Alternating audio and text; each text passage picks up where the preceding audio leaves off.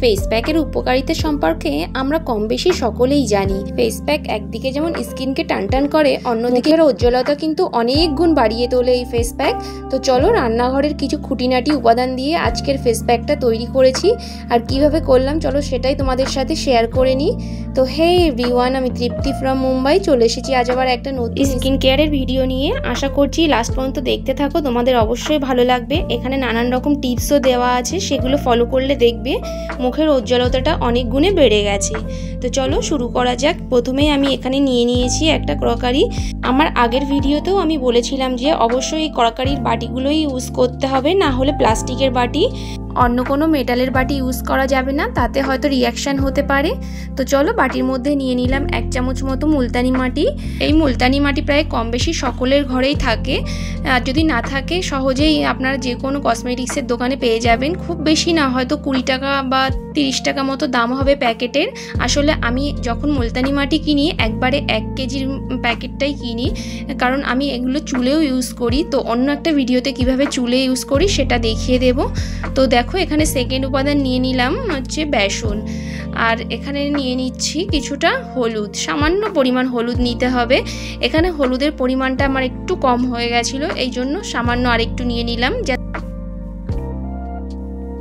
তবে আমার ভিডিওর প্রথমেই বলেছিলাম যে রান্নাঘরের বিশেষ কিছু উপাদান লাগবে। তো দেখো এখানে বেসন নিয়েছি, হলুদ নিয়েছি, এইবার নিয়ে নেব সামান্য পরিমাণ টক দই।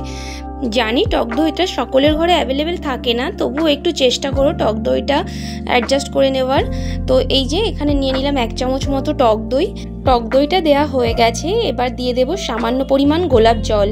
আমরা সকলেই জানি প্রায় যে ফেস প্যাকের মধ্যে গোলাপ জল ইউজ করলে মুখের উজ্জ্বলতাটা আরও দ্বিগুণ বেড়ে যায়।